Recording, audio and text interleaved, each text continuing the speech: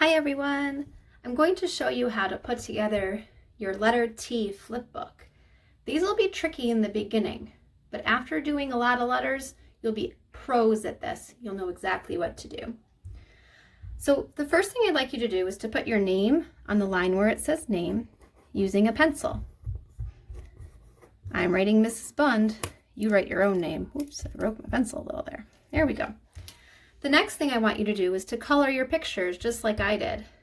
I colored the letter T any color I wanted, but then when I colored the rest of the pictures, I really thought about what these things look like in real life.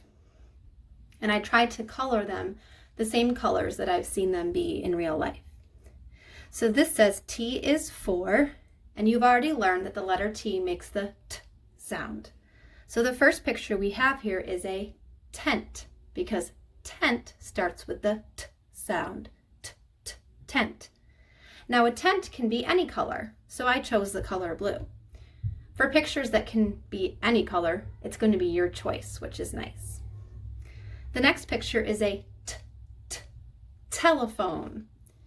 I don't know if you have a telephone like this in your house anymore. We do, and mine is gray, so I colored my telephone gray. The next picture is a teapot.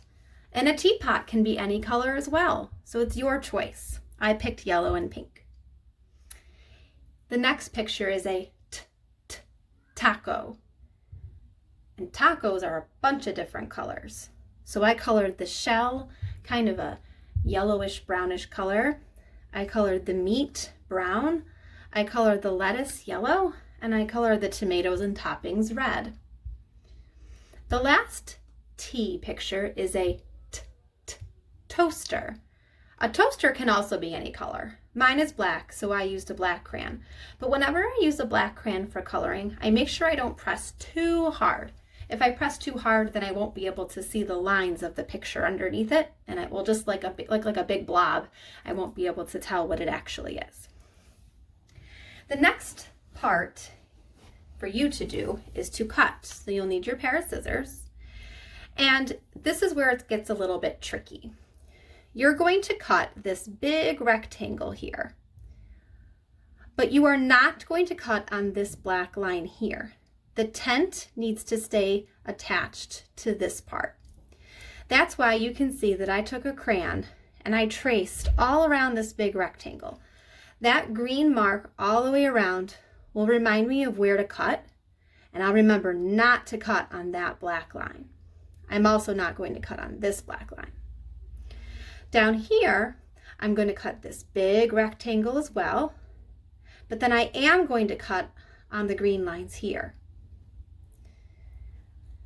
Parents, if you'd like to trace the lines that they need to cut, I usually do that in the classroom, and then eventually after maybe making 3 or 4 of these books, they don't need it anymore. So I'm going to take my page, and the one thing about cutting is that you want the scissors to always be facing away from you. You don't want them to be to the side, and you definitely don't want them to be facing towards you. You can always move the paper though. So your scissors are always pointing this way, and your paper can do the moving. So I have to cut on this line. I'm not going to cut this way because then I could cut my arm. I'm going to cut away from me. So I'm going to use my helper hand to turn the paper. So I'm going to cut through here, and I'm going to go nice and slowly, chomping down with my scissors right on that green line that I traced. You don't have to use green either. You can use any color. Now I'm going to ask myself, do I cut on this line? Yes, I do. I traced it with that green color. Now I'm going to ask myself, do I cut on this line? No, I'm not going to cut on this line. It needs to stay attached, and you'll see why in just a moment. Now I have to cut on this line. Should I cut this way? No, I'm going to turn the paper because my helper hand can always turn the paper. And now I'm going to cut again slowly, so I'm staying right on that line. It's okay if your line isn't as perfectly straight as mine. Remember, I've been cutting for a very, very long time. Now I have to cut on this line.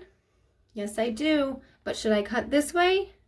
No, I'm going to turn my paper upside down so I can cut that little piece off. And now I have the first part cut out. Now I'm going to look at my second part, and I'm going to ask myself the same questions. What lines will I cut on and which lines will I not cut on? I am going to cut on the lines that I traced in green. I am not going to cut on these black lines. On top here it says glue/staple, and you'll see what that means in a minute. So I'm going to start by cutting just on my green lines. This is going to be a little tricky.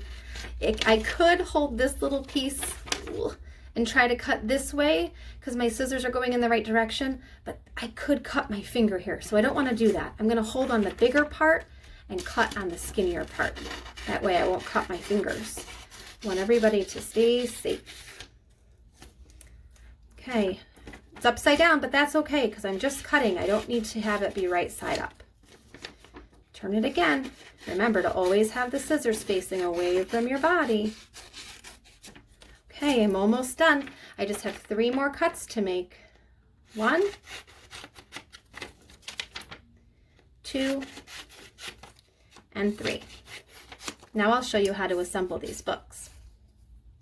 You can see that the teapot, the toaster, and the taco all have this little label at the top that says glue/staple.